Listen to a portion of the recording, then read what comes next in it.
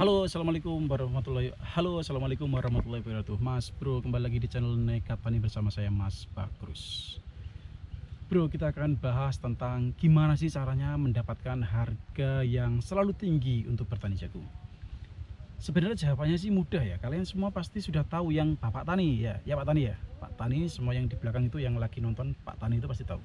Tapi untuk Mas Bro yang pemula ya, yang pemula atau mungkin yang belum bertani tapi ada kenekatan untuk bertani, mungkin ini bisa menjadi apa istilahnya ya, referensi gitu ya.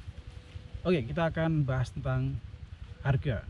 Harga saat ini di bulan Agustus 2024 itu sekitar 3.200. Itu harga turun giling. Kalau harga kering KA sekitar 15-17% itu sekitar 4.000. Alhamdulillah ada kenaikan sedikit daripada bulan Juli kemarin yang harga turun giling itu sekitar 2,8, 2.800, dan harga keringnya di 3,5. Itu harga yang sangat nggak bagus ya untuk petani jagung. Idealnya sih sekitar 4,5 sampai 5.000. Nah, kenapa kok harga itu bisa turun? Sebenarnya harga itu siklus turunnya tuh begini, Bro. Ya, kelihatan naik turun. Oh sorry, mungkin kalian tanya ini kenapa kok saya bawa senapan ini, soalnya jagung saya lagi diserang apa namanya, hama bajing ya. Bajing itu apa? Tupai. Nah, itu tadi lagi berburu kita. Oke, kita kembali lagi. Nah, kenapa kok harganya bisa turun? Jadi begini, Bro. Itu seperti rumus ekonomi ya, standar rumus ekonomi ya. Dimana ada demand itu permintaan, dan stok. Stok itu ya stok ya. Jumlah barang yang ada. Dimana demandnya tinggi ya, terus kemudian stoknya sedikit, maka harga akan naik. Sebenarnya demand kita tuh nggak tinggi-tinggi amat sih, standar jadi. Dimana demand itu tetap, stoknya banyak, itu harga akan turun. Dimana demandnya itu tetap, terus kemudian stoknya lagi sedikit, harga akan naik. Nah, stok itu dipengaruhi oleh siklus musim tanam ya, bukan siklus tanam jagung ya, siklus musim tanam. Siklus musim tanam biasanya para petani akan memulainya itu di musim penghujan dan nanti akan berlanjut sampai seterusnya. Bagi Mas Bro yang belum mengerti tentang cuaca ya, para petani kita itu juga harus belajar tentang cuaca ya. Jadi BMKG kita ini ya, tapi petani memang harus tahu BMKG. Musim hujan datang itu rata-rata di bulan 10 hingga bulan 11, Oktober hingga bulan November ya, Oktober November. Itu biasanya orang kan berbondong-bondong tanam. Nah, sedangkan siklus tanamnya jagung itu 4 bulan. Dari bulan 10, 11, 12, bulan 1 itu akan jadi panen raya. Dan panen raya itu biasanya nanti seminggu 2 minggu berikutnya akan jatuh harganya. Kenapa? Karena stoknya banyak, demandnya tetap. Nah, kemudian berlanjut lagi nanti sampai orang lagi tanam kan ya, di bulan 2, 3, 4, 5 jatuh lagi. Terus bulan 5, nah di bulan 5 kan sudah kemarau. Ada beberapa lahan yang nggak bisa ditanam, dan kebanyakan petani jagung itu hampir 50% lebih itu mereka tanam di lahan persil, lahan perhutani yang di perbukitan tuh, kayak misal di wilayah Bojonegoro, Nganjuk, Tuban, terus itu yang di Jatim ya, Jawa Tengah itu di mana ya? Waduh, aku nggak hafal, aku nggak pernah keliling Indonesia ya. Tapi rata-rata memang di tanah persil, dan tanah persil itu kalau musim kemarau nggak bisa ditanam, Bro.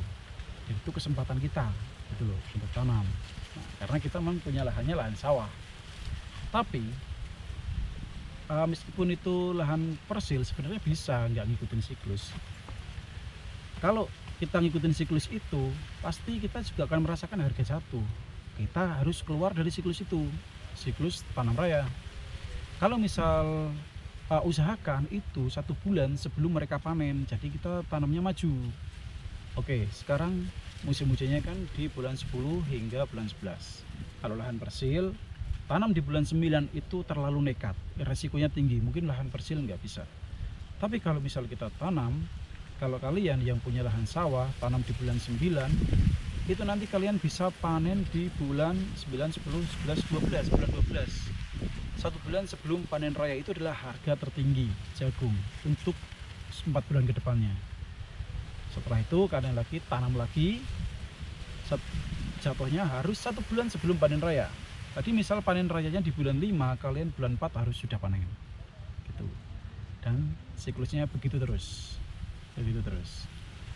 lah. Yang di lahan persil gimana? Nah ini yang di lahan persil itu rada sulit bro. Lahan persil itu hanya bisa mengandalkan hujan mereka itu ya. Memang mereka kebanyakan yang mengerjakan lahan persil itu nggak seperti lahan persawahan. Lahan persawahan kita mungkin lahan beli kan ya kita ya, paling 1 hektar 2 hektar. Kalau mereka teman-teman yang mengerjakan di lahan persil itu bisa sampai puluhan hektar. Kenapa? Mereka sewa ke perhutani dengan harga yang sangat murah ya, tapi mereka udah siap dengan resikonya gitu. Meskipun nanti profit mereka sedikit itu nggak masalah karena lahan mereka luas. Misal kita profitnya nih untuk lahan 1 hektar sekitar 1 hektar kita profit per 4 bulan berapa sih biasanya? 15 juta gitu ya 1 hektar. Kalau mereka mengerjakan 10 hektar ya tinggal dikali 150 juta meskipun tuh harga sedang rendah gitu loh. Jadi buat teman-teman yang mengerjakan persil itu bukan masalah besar, kecuali gagal panen, prediksi hujan meleset seperti kemarin kayak El Nino. Nah kayak gitu.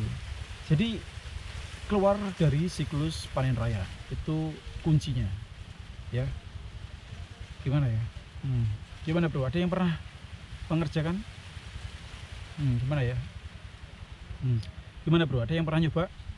Tapi tenang, ini sekarang saya berada di bulan 8, jagung sudah selesai ini. Nah ini nih, gini nih. Ini usia 80 hari dan saya tanamnya di bulan berapa kemarin? Bulan 4 ya bulan 4 ya. Bulan 4, bulan 5, 6, 7, 8, nanti bulan 9 panen. Dan kita keluar dari siklus itu. Dan sekarang alhamdulillah harga mulai naik. Kalau misal kita bisa panen nanti sebelum panen raya, insya Allah kita bisa mendapatkan harga yang paling tinggi gitu ya. Gitu aja. Gimana bro, bisa gak kira-kira kalian melakukan itu?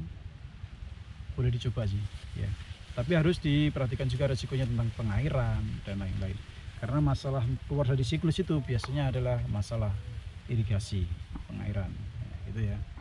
Oke gitu aja bro dari channel Nekat Tani, tonton kita terus. Oke gitu aja bro ya dari channel Nekat Tani, jangan lupa like, komen, dan subscribe ya. Sebenarnya sih nggak subscribe juga nggak apa-apa, saya terima kasih kalau udah ditonton.